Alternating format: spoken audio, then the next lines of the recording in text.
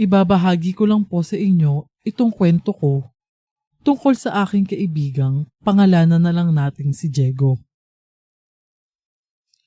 Bata pa lang ay namulat na ang aking mga mata sa kahirapan. Nakatira kami malapit sa dagat, kaya isang mangingisda ang aking ama at ang aking ina ay siyang naglalako ng nahuhuli nito. Mula bata hanggang sa nagbinata ako, tumutulong na ako sa aking ama sa pangingisda. Hanggang sa dumating sa puntong nagkaroon ng sakit si tatay. Sa kadahilan ng yon, ako na ang pumalit sa kanya sa pangingisda.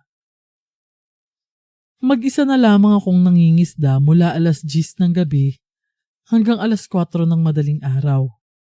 Para kahit papano ay may pangtustos sa pang-araw-araw na pagkain, lalo na sa gamot ng aking ama.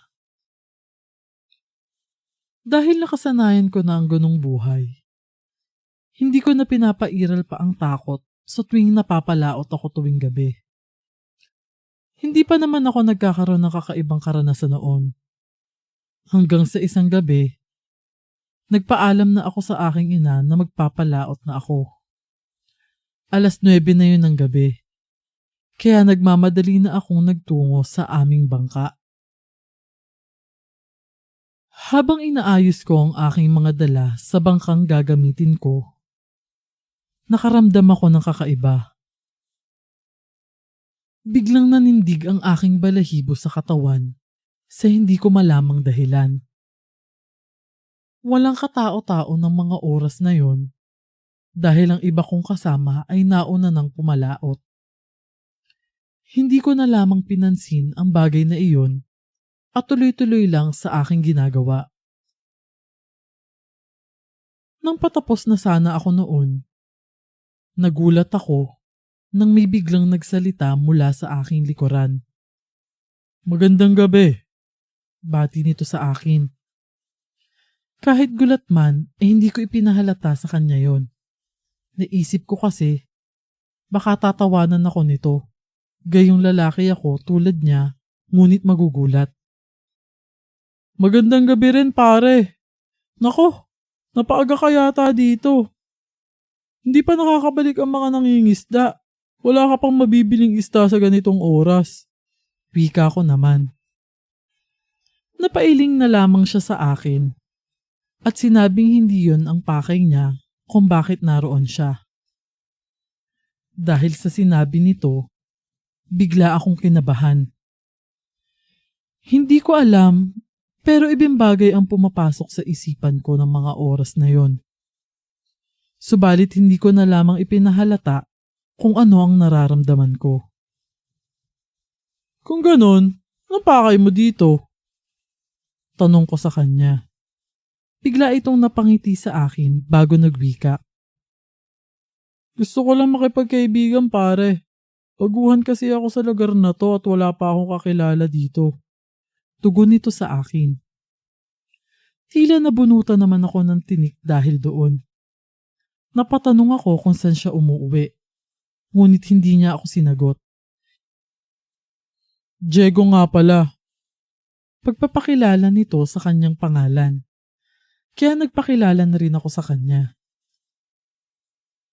Nag-usap pa kami ng ilang sandali hanggang sa nagpaalam na ako na magpapalaot na. Ngumiti siya sa akin at saka nagpaalam na rin na uuwi na lamang siya. Sumakay na ako noon sa bangkang gagamitin ko sa pagpapalaot. Napalingon pa ako noon kay Diego para sana pagsabihan siyang mag-iingat. Subalit paglingon ko ay hindi ko na siya nakita. "Ang bilis naman atang maglakad nun," nasabi ko na lamang. Hindi ako nag-isip ng ibang bagay sa kanya dahil itinuon ko na lamang ang aking atensyon sa aking pagpapalaot. Nang mga sumunod na gabi noon, malimit na akong kinakausap ni Diego. Naging malapit na nga kami sa isa't isa noon. Subalit kahit na ganon, hindi pa rin ako nito sinasagot sa tuwing magtatanong ako sa kanya kung saan ang bahay niya. Iniiba niya ang usapan namin kapag ganon. Hanggang sa isang beses, naisipan kong sundan si Diego.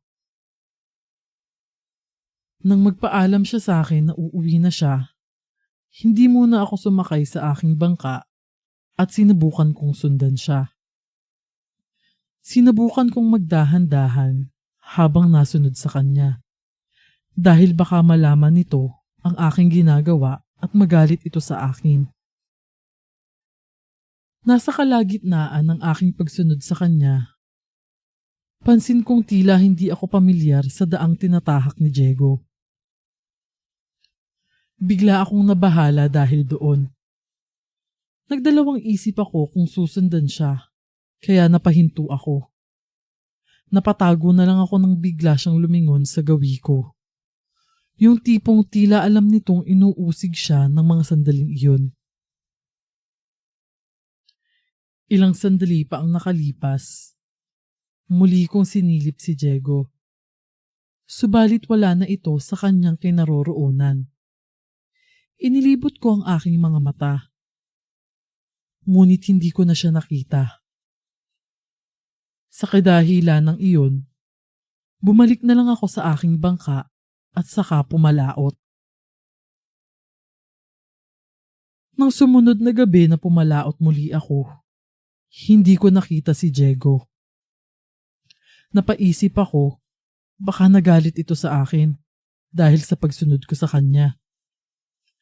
Nakaramdam pa ako ng hiya noon dahil sa ginawa ko. Baka kasi iniisip niyang wala akong tiwala sa kanya at nagawa ko pang sundan siya.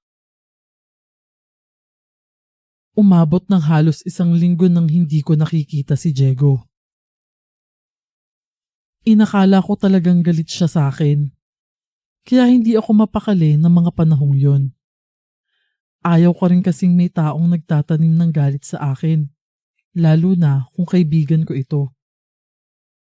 Itunoon ko na lamang noon ang aking atensyon at isip sa paghahanap buhay. Hindi ko na muna iniisip si Diego at hinayaan ko na lamang itong mag-isip-isip kung sakaling galit nga ito dahil sa ginawa ko. Hanggang sa isang gabi noon, mag-isa ako sa dalampasigan at nag-aayos ng aking gamit sa bangka.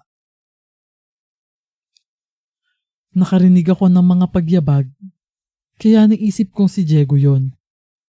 Nakaramdam ako ng tuwa dahil sa kasunod ay makikita ko na ang aking kaibigan. Nais ko rin kasing humingi ng tawad sa kanya dahil sa ginawa kong yon. Papalapit ng papalapit sa akin ang mga pagyabag na yon. Subalit kahit na ganon, hindi na muna ako lumingon. Nagkunwari akong walang naririnig hanggang sa napagtanto kong huminto sa hindi kalayuan ang mga pagyabag na naririnig ko. Dahan-dahan akong napalingon noon habang tinatawag ang pangalan ni Diego. Nanlaki na lang ang aking mga mata at nakaramdam ako ng takot nang sa paglingon ko ay hindi si Diego ang nakita ko, kundi isang malaki at itim na aso. Pulang-pula ang mga mata nito na nakatingin sa akin. Hindi ko alam ang aking gagawin ng mga panahon na yon. Inihanda ko na rin ang aking sarili kung sakaling sigurin ako ng nilalang na yon. Walang ano-ano, biglang napangisi ang nilalang. Nagsimula na rin itong maglakad papalapit sa akin. Kaya napaatras ako. Inakala ko noon susugurin ako nito upang lapain, subalit nagkamali ako. Nagulat ako at nagtaka dahil huminto ito sa aking harapan. Naupo ito habang nakatingin sa akin na animoy kilala niya ako. Hindi man lang ito umangil o nagpakita ng pagiging agresibo nito. Napapailing ako ng mga sandaling yun dahil hindi ako makapaniwala sa nasasaksihan ko. Sino ka? Anong kailangan mo sa akin? Nauutal na tanong ko noon sa nilalang. Nakikinig ito sa akin na animoy naiintindihan ako nito. Tinitigan ko siya sa kanyang mapupulang mga mata. Noon din ay may napagtanto ako. Kapareho ng mga mata mo ang mga mata ni Diego ha. Sabi ko sa nilalang. Bigla siyang napayuko matapos marinig ang pangalang Diego. Nang mga sandaling iyon, tila kinutuban ako na ang nilalang nakaharap ko ay ang kaibigan kong si Diego. Subalit pilit na nagtatalo noon ang aking mga ideya. Paano magiging malaking aso si Diego? Gayong tao ito. Ilang sandali ang nagdaan, unti-unti kong napapansin, tila nagbabago siya ng anyo. Nawawala ang kanyang buntot at maging ang mga pangil nito. Sa isang kisap ng aking mata, ang malaking asong nasa harapan ko ay naging isang tao. Diego? Gulat na bulalas ko sa pangalan ni Diego nang makita siya. Napayuko na lamang siya at bakas sa mukha nito ang lungkot. Ayokong maglihim sa'yo tungkol sa pagkatao ko. Kaya dito ako ngayon sa harapan mo at ipinapakita sa'yo kung sino at ano ang tunay na ako. Panimulang wika nito. Isa akong aswang. Pero hindi naman ako masama tulad ng mga naririnig mong kwento tungkol sa mga kalahi ko. Gusto ko lang ng kaibigan kaya hindi ako naglihim sa'yo. Subalit alam ko na kahit anong lihim ko sa aking pagkatao, alam kong hindi yan posible. Lalo pa at alam kong nakukuryoso ka rin sa pagkatao ko. Alam ko kasing sinundan mo ko nung huling pagkikita natin. Mahabang sabi nito. Nakaramdam ako ng hiya noon kay Diego, kaya humingi ako ng tawad sa kanya. Hayaan mo, hindi ko ipagsasabi ang sikreto mo. Sa pagitan lamang nating dalawa yon. Mabuti kang kaibigan, Diego, sabi ko sa kanya. Natitigan niya ako at napangiti. Dahil sa sinabi ko noon, naging bahagi kami ng isa't isa at naging maayos ang aming samahan. Malimit pa rin kaming magkausap tuwing gabi bago ako magpalaot. Simula noon din, naging katulong at karamay ko si Diego, lalo na sa tuwing nagkakaproblema ako sa pera. Hindi ko nga alam kung saan siya kumukuha ng pera. Pero sabi niya sa akin, may kaya naman ang pamilya niya. Kaya pinaniwalaan ko na lamang yon. Laking pasasalamat ko sa kanya dahil kahit papano, natutustusan ko ang pangangailangan ng aking ama sa kanyang gamot. Lumipas ang mga araw noon na ganun kaming dalawa ni Diego. Naging matalik ko siyang kaibigan. Subalit dumating sa puntong hindi na ito nagpakita sa akin. Hindi man ito nagpaalam sa akin. Hindi ko alam kung anong nangyari sa kanya. Pero gabi-gabi akong umaasang makikita ko ulit siya. Hanggang sa nagkapamilya na ako at umalis na sa dati naming lugar, hindi ko na maling nakita si Diego. Kahit ganun man ang nangyari sa aming pagkakaibigan, masaya akong maging kaibigan ang tulad niya. Kahit pa, isa siyang aswang.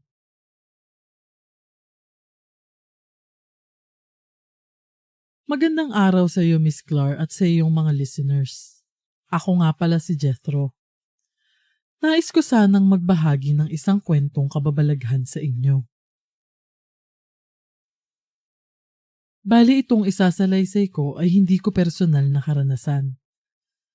Karanasan ito ng aking lolo Cesar, kasama ang kanyang kaibigan na si Nato.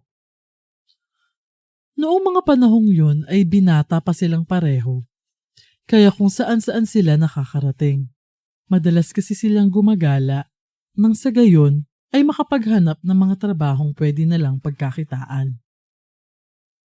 Dahil sa kanilang gawain ay kung saan-saan sila nakakapunta.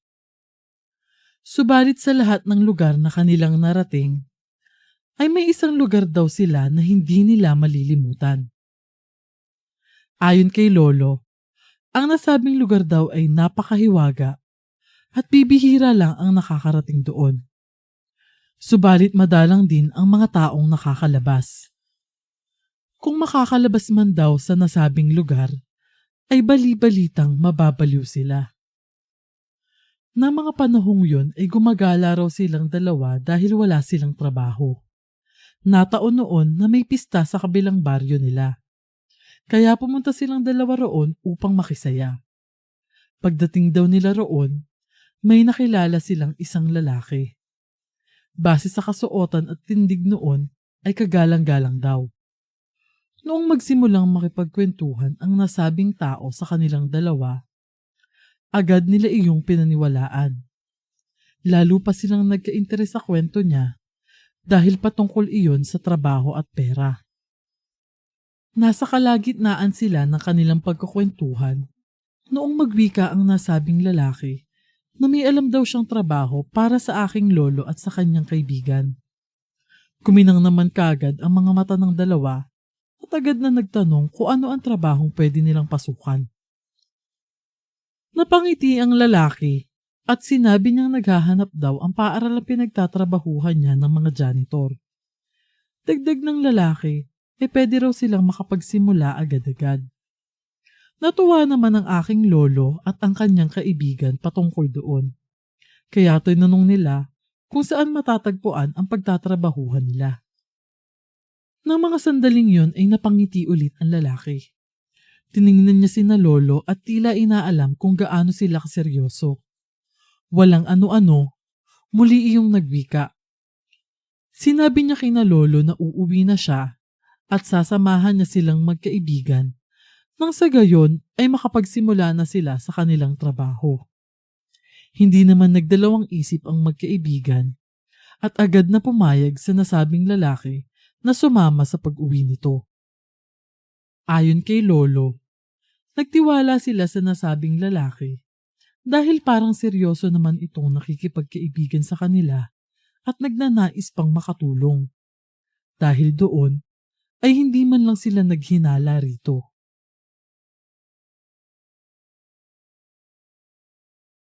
Sumakay daw sina lolo sa isang kotse na kulay puti. Pagkapasok nila sa nasabing sasakyan, ay agad siyang nakaramdam ng kakaiba. Hindi alam ni lolo kung bakit siya kinikilabutan, gayong hindi naman daw malamig doon sa loob. Bago sila tuluyang umalis, nagwika pa ang lalaki na wag na lamang nilang pansinin ang kung ano mang makikita nila.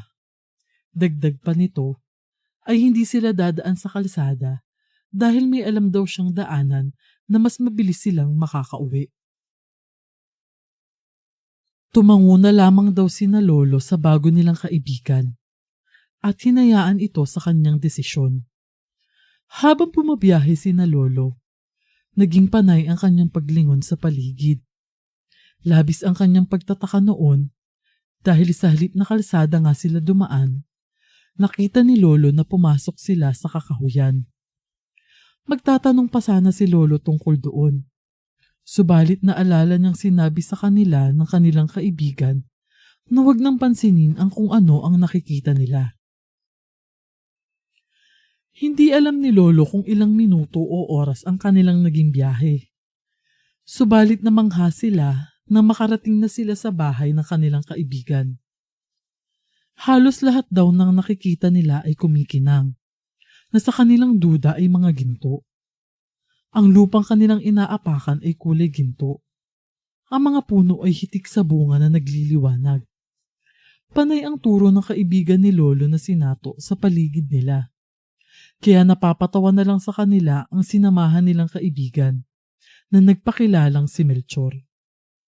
Sinabi nito na malaya silang kainin ang kung anumang gusto nila dahil lahat daw na nakikita nila ay pagmamay-ari niya.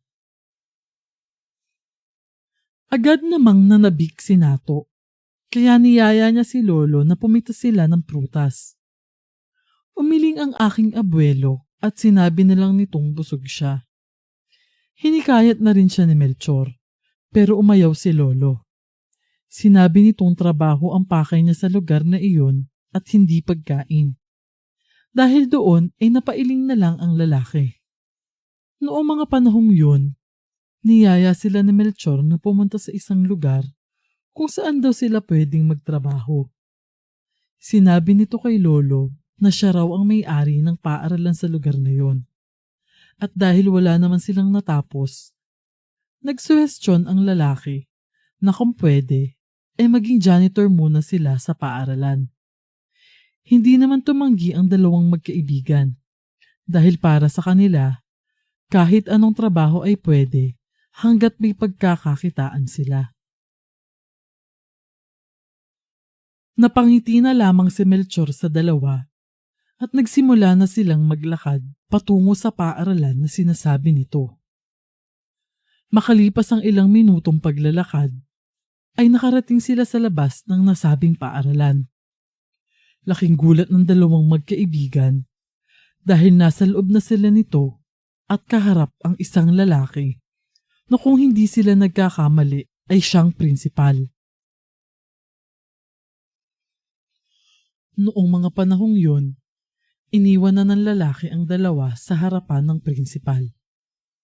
Sinabihan nito ang tagapangasiwa ng paaralan na siya na ang bahala kina Lolo at Nato.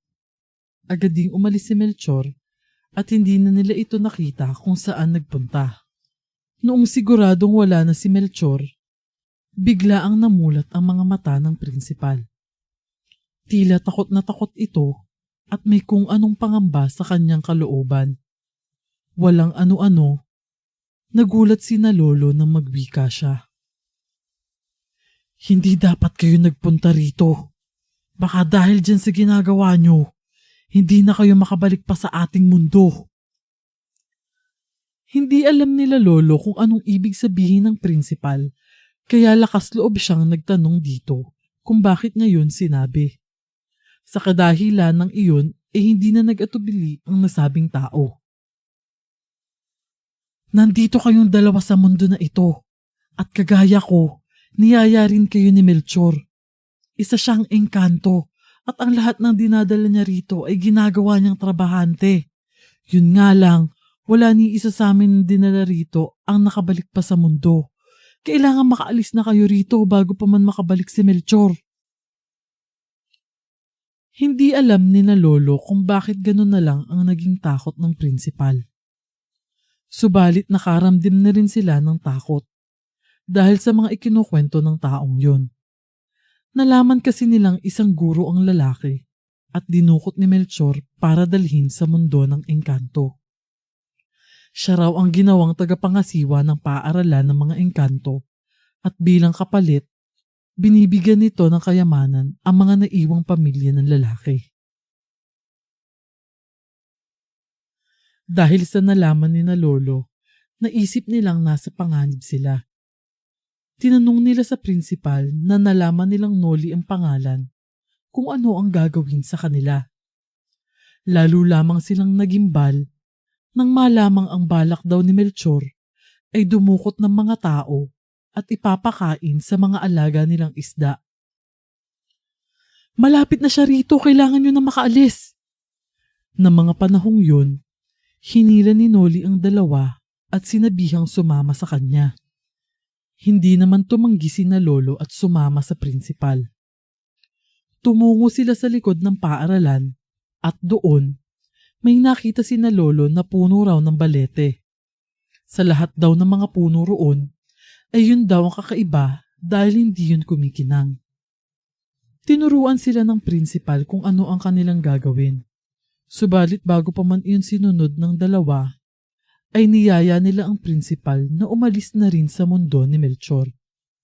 Napailing na lang ang nasabing lalaki at malungkot na nagwika. Kaibigan, ito na ang aking mundo magmula nung kunin ako ni Melchor. Kung kailangan magsakripisyo ako para sa aking pamilya, ay gagawin ko. Malungkot na sabi ni Noli. Hindi naman napigilan ni na Lolo ang maluha. Kahit noon lang sila nagkakilala ni Noli, ay ramdam nito ang malasakit niya para sa kanila. May nais lang akong ipagawa sa inyo. Nais kong ipagbigay alam sa aking pamilya ang kalagayan ko rito at kayo lang ang makakagawa nun. Pika ng prinsipal. Sinabi niya kay na Lolo ang tirahan niya at ang nais pa niyang iparating. Nagpaalam na sina Lolo sa lalaking naging kaibigan nila at ginawa na nila ang itinuro nito. Nakalabas sina Lolo sa pinagdalahan sa kanila ni Melchor at kagaya ng kanilang ipinangako, pinuntahan nila ang tirahan ni Noli at sinabi sa pamilya nito ang kalagayan ng prinsipal. Napaiyak na lang ang mga kamag-anak ni Noli, subalit wala na silang nagawa kung hindi ang tanggapin ang pinili nitong landas na tatahakin. Magmula noon ay hindi na nila nakita pa si Melchor. Hindi na rin basta-bastang nagtitiwala sina Lolo sa mga taong bago pa lamang nilang kakilala. Kahit ang makipagkaibigan sa mga dayo sa lugar nila ay hindi nila ginawa dahil sa takot na baka engkanto pala ang nakikipagkaibigan sa kanila at dalhin sila sa mundo nito. Nangamba na silang baka hindi sila makabalik sa mundo kung sakaling mangyari iyon. Mabuti na nga lang daw at hindi sila nawala sa katinoan nang lumabas sila sa lugar na iyon.